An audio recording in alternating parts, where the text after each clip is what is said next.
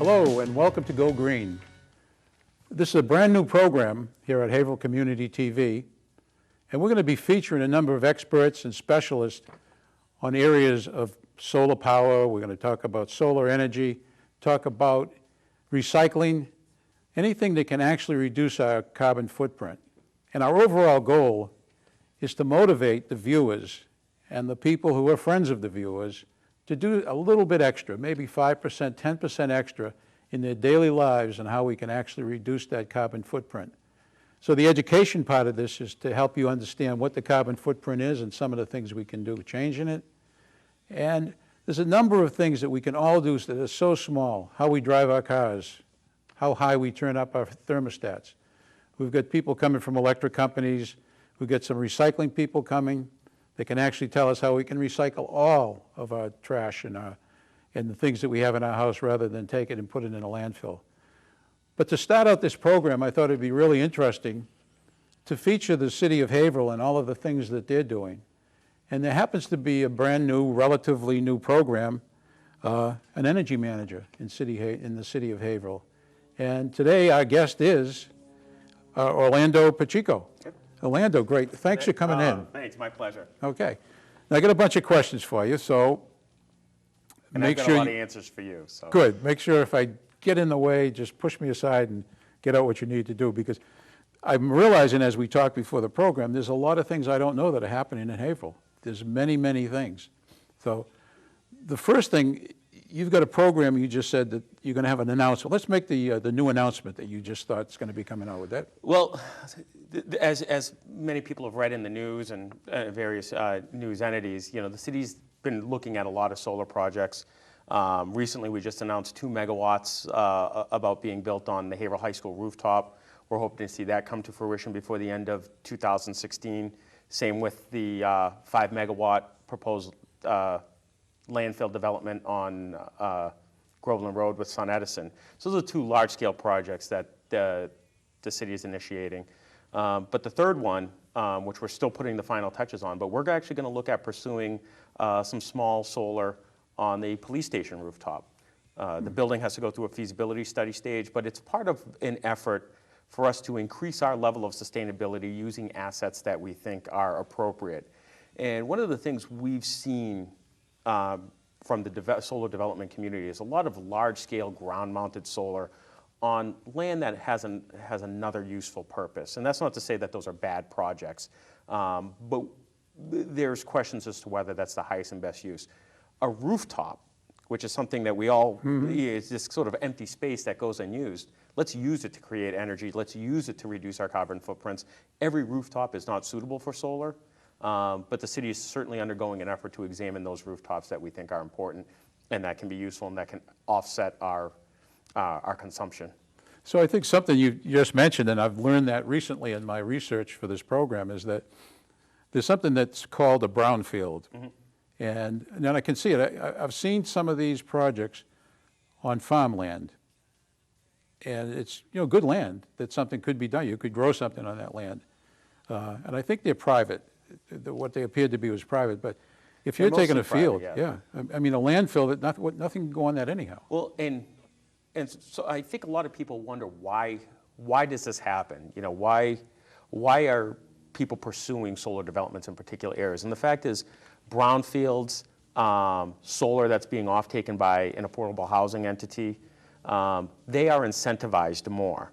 And so I think one of the reasons why you see larger systems on non-polluted properties is because it has a high, I don't want to necessarily say a higher use, but a different use. Whereas a landfill, there is no other real alternative to building on it. You know, most of the times you can't put recreational fields on them. They have activity use limitation on them.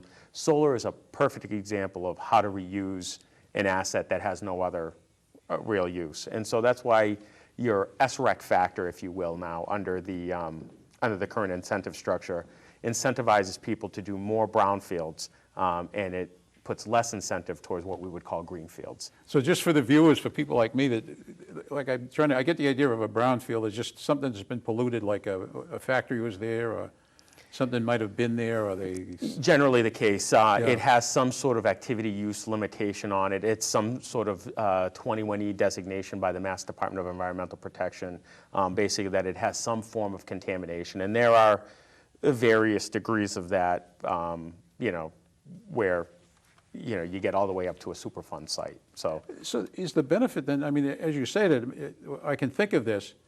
So before, people would have to go in and dig down 6 or 8 feet, remove all that fill to someplace. Now they can actually take and put a solar field over there without much decontamination? that's right. Because there's no activity on it. There are certain provisions in place. So, for instance, on a landfill, but pretty much a lot of these contaminated properties, you would have to go through a post-closure use process. And so when you go to build that facility, you're actually the environmental community has the ability to review those plans to make sure that there's no disturbing of soils, or that there's no leachate that can get out. So the process by which those projects are reviewed is still very stringent, and that's just to make sure all the public health and safety aspects are still in place. Oh, wow. Now, It's not the cheaper way to go in terms of development. It's definitely more expensive to develop on a brownfield for that particular reason, but there's also some economic benefit to doing so. yeah, because I mean, I think like I'm in the baby boomer group, and we're responsible for a lot of trash in landfills, from the time we were kids until someplace in the 80s, I think there's still landfills floating around. I think they started closing them down in the 80s and 90s. But in my experience, in younger years, everything we got was thrown into a landfill and then buried over and said, it's gone. We can't see it, so it must not be there. Yeah, but there are a lot of issues with that. And one of the things we did, I think, when we closed all these landfills is we never took the opportunity to capture the methane from them that gets released from these landfills to make electricity. The counter to that is we've now developed waste-to-energy plants, and we host one here with Covanta that just basically takes the trash, burns it, and sells the electricity to the grid. So it's So they're still selling. kind of an interesting dynamic we No, have. we'd call that still brown energy. Is that true? It's actually not considered brown by various environmental standards. It actually does receive renewable energy credits, and those renewable energy credits are bought by the suppliers who supply the deregulated marketplace. So it's not considered brown. Okay. Well, see, that's I think coal is more coal is certainly coal, yeah. and oil. And Yeah. I think even And those plants have become so cost ineffective that you're starting to see them come offline. Oh, is that right? Yeah. They just can't produce it to stay They valid. can't produce the electricity and keep the air quality at the standard that it needs to be. To retrofit the plants, specifically with coal, it just is so expensive that a lot of the coal operators have said it's just cheaper to close the plant down Wow. than to put in the scrubbers and all the necessary Yeah. components in place. And I think there has to be a balance there between the desire to feed our populace's need for electricity, but also to keep the air quality that we breathe in somewhat safe. Yeah, well, in fact, one of the future guests is somebody from Silicon Valley who wrote a book about how oil and coal are obsolete, because what they see in Silicon Valley is, the emergence of wind power and solar and becoming so inexpensive. Have you heard about the windows now? They have glass that will eventually be, when they can produce it, it'll be the same as a solar panel. So you have a big window, it'll be producing energy.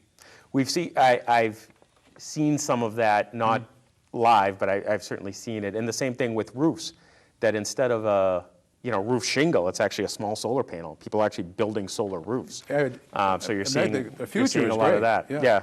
But now the high school, when you put that on, is the goal, will you be able to sell back to the grid or to use that as a community resource? When we're done, I do think there'll be some ability to export through net metering, if net metering still exists. And our default plan is if net metering doesn't get restored or the project doesn't qualify for enough net metering, the system will be resized to just serve the building load that are there, and that includes the Haverhill High main building and the pool facility that's there. So from a financial point, when you think of the cost of installation, I mean, what's the projection? How long does it take to actually pay for itself? Well, the way this project is structured is through a power purchase agreement, so we're essentially buying the power from the developer of the solar facility. All right. And so we're buying it at a discount even with a new roof there. See, that's a good, I'm glad you brought that up, because I've talked to people who said they're having solar put on on a residence. And they want to know, well, if you're putting solar on your residence, why do you have to actually pay for your electricity? Because it's your electricity. But in fact, it's not, because there's a lot that goes on in the back and forth with the grid, and I think that's good. Yeah, so when you're, if you put solar on your rooftop and you didn't own the system outright, what you're doing is basically going to Solar City or some of these other developers, Sunrun or whoever it is. They're putting the system on your roof. You're essentially leasing them your rooftop at no cost. They are selling you the power that system generates and sending you a bill. And then you still get your national grid bill, but your national grid bill, in this case, would be reduced by the power that is generated from the solar panels on the rooftop. So like, I mean, you're buying cheaper electricity, even like on the school, it's costing you. You might be buying cheaper electricity. You're not necessarily always buying cheaper electricity. You're certainly buying greener electricity. Okay, that's the motivation. So that certainly is a motivation. But you have to, when you look at the totality of the costs, the developer is getting the 30% federal investment tax credit. They're getting the state investment tax credits. They're keeping the solar renewable energy certificates that are being sold. So one needs to understand the marketplace to make sure that they're getting the best deal. Yeah, and I think that's important. In fact, people have talked to me about that, and I'm still a neophyte in the whole thing. But I said what I would do is really think and look at the whole thing. I mean, don't think of it as a quick, easy fix. But I mean, because a lot of times that's a 20-year commitment. Yeah, usually on those systems, I've seen, the paybacks are, 10 plus years. Okay, so it takes 10 years to actually Yeah. receive a. And now, how about other things that are in Haverhill that are being done that maybe we as the audience don't know, that are part of the, a green transfer?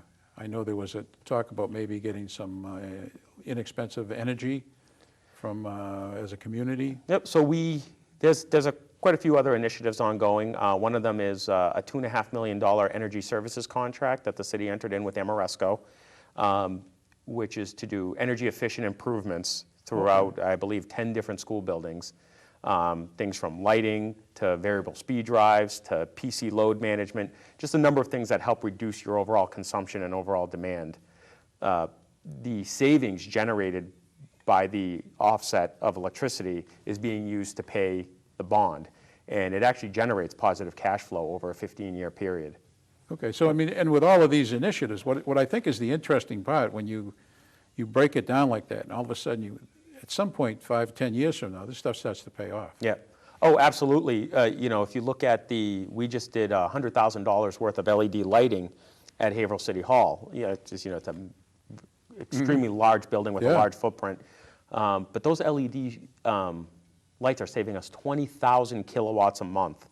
And if you include the subsidy we received from Mass Save via National Grid through the energy efficient rebates, that $50,000 that the city actually spent for those is actually going to be paid back in less than 2 years. Wow. And then that's when you actually start to see the reality of money coming back into the city 2 years from now. Yeah. Because the lights are good. The lights have a right? 10-year warranty. Yeah. So, if one of them fails, we just call the manufacturer, in this case, I believe it's Panasonic, and they just replace it. So we handle the install internally with our own people, but they replace the fixture, and it's good for another 10 years. Wow. And so I guess this is what your job is, to go out and find things that you can do in the community that are going to benefit the community, and to use some of that grant money that's out there. Well, and that's where the position is now evolving. I think at first, especially the first year, I was very focused on just the city and the city buildings. But now we're working on another program. The city is looking at partnering with Next Step Living to develop an outreach program where Next Step Living would go out to your home, do a home energy audit, and essentially lay out a plan to say, here's some of the things you can do to reduce your overall energy consumption. We haven't put the finishing touches on it, but we think within the next few months that's the direction we're going to go in. And it's just a way to bring some service to the residents.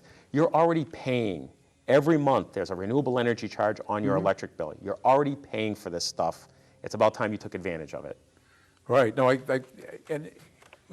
think from your position, because you're seeing it almost like, you're seeing everything. And so when we see it as like a consumer, about our own homes or places that we live, we don't see the big picture, because I think like Next Step Living, now what do you think about, there's a couple of companies around that are selling green energy.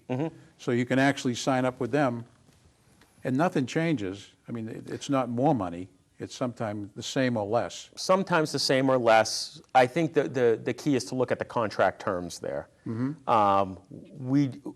We don't encourage or discourage people from dealing with energy salespeople. The one thing that we do on behalf of residents that most people don't is we shop around with almost all of the 30 regulated suppliers that are licensed to do business in Massachusetts. Somebody who comes to your door and says, I got a great deal for you, sign here, they're representing one particular supplier or one particular product. That spread. And that's not to say it's a good thing or a bad thing. I think each individual contract is different. Each pricing structure is different. I mean, sometimes you're going to pay more for a greener product. But if that's something you want to do as a consumer, and if that's something that makes you feel good about how you're using your electricity, then I don't see any issue with that. If someone's just focused on price, that type of product is probably not something for them. Well, no, I think that's what I keep telling people anyhow as we started to prepare this program. I mean, look at everybody. I mean, make it not so much buying, first education, information, and then talk to people. Yeah. One of the things people don't know is that Massachusetts has what's called a Renewable Portfolio Standard. Your HEAL regulators talk about that a lot, is the RPS compliance. RPS basically says that the suppliers have to purchase so many RECs to offset the brownness of their power. So all your power to a certain degree has some form of renewable in it because the supply community has to purchase it in order to do business. So it's like what I heard or I read someplace was we have about 10% green energy now in our system, in the renewable system, or in comparison to the rest is either from, well, actually Massachusetts is mostly Massachusetts, California, gas. New Jersey, a few others probably have more than others. Yeah, because we use natural gas mostly to generate electricity. That's my understanding. Yeah, our pricing curves run parallel with natural gas, is what I tell people. Okay.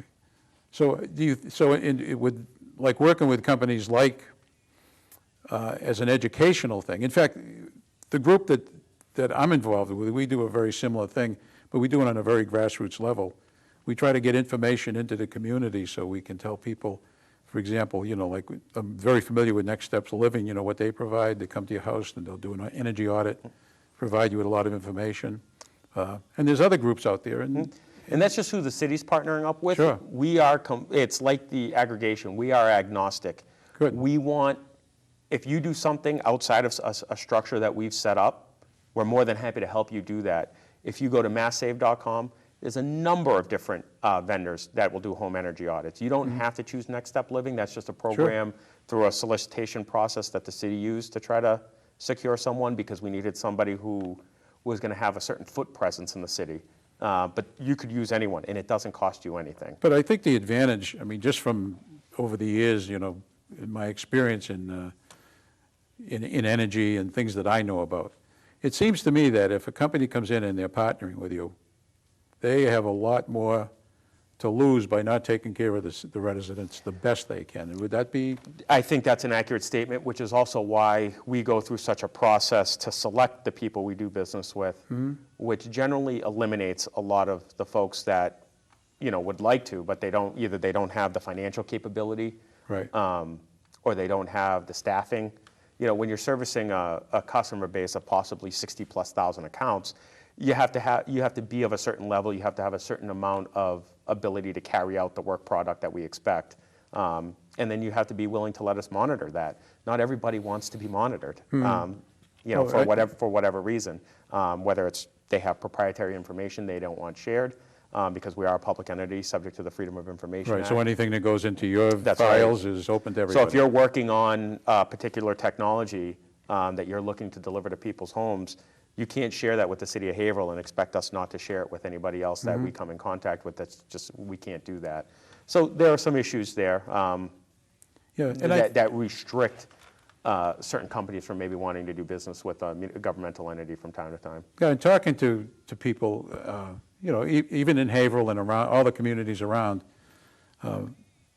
that's one of the things somebody did tell me they had a door-to-door coming to them and, knocking on their door to sell them energy, and my first thought was, well, did you buy it? And they said, well, no. And as an elderly person, I said, good, because what I would do is, get all the information you can and talk to someone, because sometimes people knocking on doors, all they want to do is sell. They don't want to inform. Well, my concern is beyond the number of contracts that we've had to help a lot of our elderly with, but not just elderly, just a lot of residents in general, is the contracts are structured in a way where they are beneficial to the supplier, but they really don't do much for you as the consumer. There's not a lot of protection in there. There's generally fees to enter and exit. You're stuck with time frames that don't really make a lot of sense. And there's a lot of just other hidden language in there that you're not aware of, because they're asking you to sign this almost the second they knock on the door. So we certainly encourage people to take their time. And that was really the real reason why the city went out and did aggregation. Well, there were two main reasons. One was the winter spike that hit last year. Sure, that was just people were calling the mayor left and right and saying, listen, I know this isn't your job, but you got to find a way to help us. And so we initiated this process.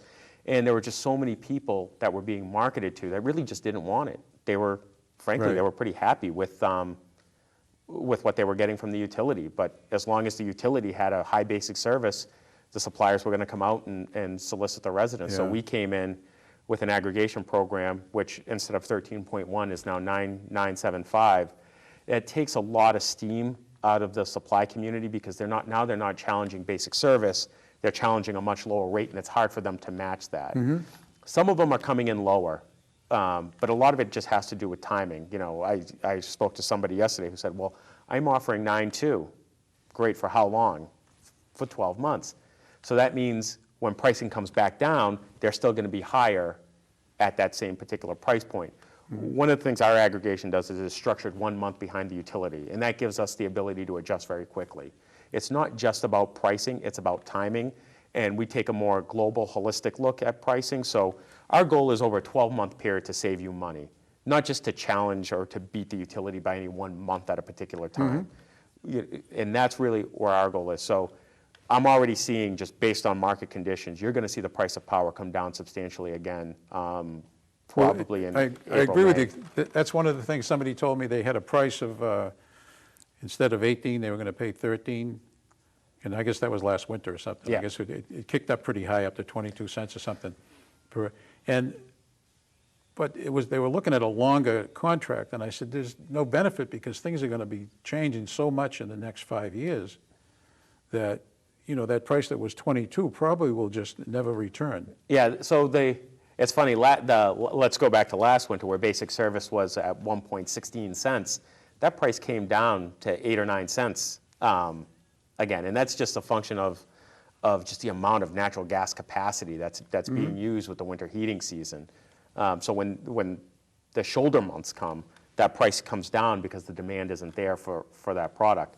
And a lot of that is a function of just pipeline capacity too, not just consumption, but just the sheer inability to transport that kind of power. So in Haverhill, prices are generally a little bit more expensive than they are, say, in Lowell, because we're in the Northeast Mass territory as opposed to Western Central Mass load zone. Yeah, and that's a balance too. Everybody's got, it is complicated to understand never mind the whole grid, but our grid is the section that we actually take power from.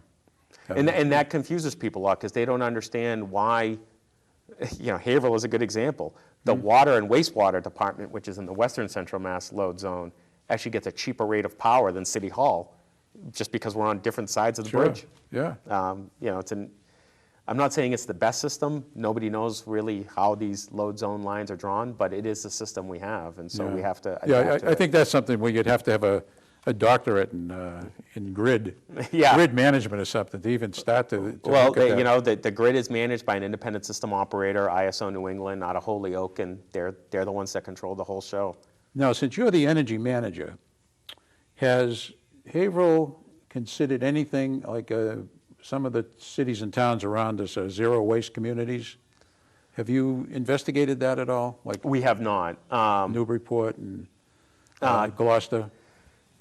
I'm not so sure what they're getting at by zero waste, which is almost really impossible to do. I think one of the things we try to do is encourage as much waste reduction as possible. I think that has a lot to do with the reason why the city's going to the toter trash program. Everywhere it's been implemented, it has had a positive effect on recycling rates and reduced trash consumption, which ultimately is something you want to do. Yeah, one of my guests on a show last year I did was from the Zero Waste, they go out to municipalities. And he was trying to explain it to me, but you know what the problem is? I mean, they know it perfectly what they're doing, and I'd ask the same question, how do you do that? You know, how do you get down to, but what, I guess the goal of these programs is to get people much more involved in recycling. And that's kind of what our group is, you know, that get people recycling and just energy conservation, be aware of it. And recycling has transformed so much over the years that the kids today are much better at it than the adults, you know, because they've grown up in this culture of waste reduction, and that wasn't always the case. You know, I'm just starting to really get into composting at home to try to reduce, you know, take food waste out of the stream. But that's been a difficult undertaking for me, where I think as my kids will probably have a pretty easy time with it because it's just something that's normally done, and the food waste ban is now starting to take effect in schools, hotels, you know, very small quantity generators. So that type of thing doesn't necessarily happen at your home, but in the business community, in the restaurant community, those things are starting to take place, using, you know, restaurant oil to fuel your VW. I mean, we're starting to see this become a much more common thing. I mean, you know, electric cars are another thing that, you know, you really didn't see that many of them, you know, 10 years ago. Now you just drive down anywhere and somebody's going to drive by in a smart car or in a Leaf or one of these other vehicles. So we're seeing a huge change in the culture of how we look at energy. Wow. And it's an exciting time to be a part of it. have you thought anything about, was it Newburyport just went no plastic bags? They don't have any plastic bags in Newburyport. You can buy, I think, reusable plastic bags for 10 cents, but the supermarkets don't give them out. And I understand that Market Basket would love that to happen. You know, a store like we got 3 of them in our area. I would encourage them to have a direct dialogue with the mayor about that then. I don't think that's something we want to intervene in, because I think the mayor is a little cautious about too much intervention in the marketplace. You know, certainly wants to encourage business, but if that's something Market Basket wanted to do, we certainly wouldn't stand in the way.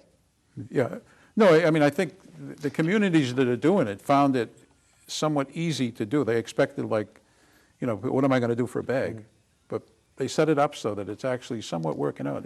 Well, if you look at stores, chains like Trader Joe's and Whole Foods that pride themselves on organic, sustainability, fair trade practices, they don't carry them in their stores. Right.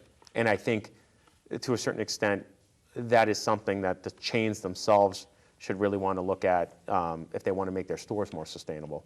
Okay, so you'd like the model where it doesn't become part of the voting process, but it would be just public awareness and saying, you know, the less plastic bags, the less landfill it's going to end up not being biodegradable, and the cost, just the cost factor. Yeah, I think we want to, with so many other initiatives going on, I think we want to be able to focus the city efforts on where we can have the largest impact.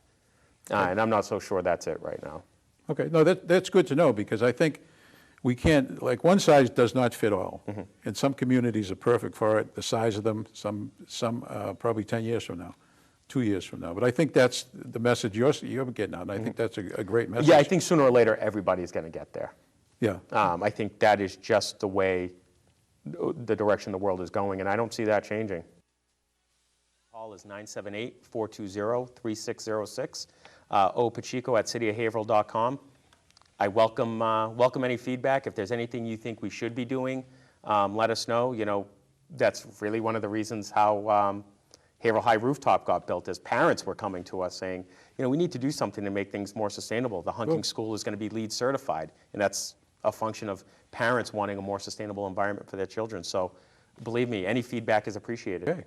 Well, that was I still got more questions, but that was a quick half hour, so I really want to thank you coming out. And I just want to thank everybody who's watching this new program. I hope you tune in. We're going to have more guests. I think Orlando was certainly versed, he knew his subject, that's for sure. I don't think there's a question I could stump him on because he had every answer that and I still don't know half of it. But I really appreciate you watching, and I hope you'll be with us next time. Orlando, thanks for coming. Thank you.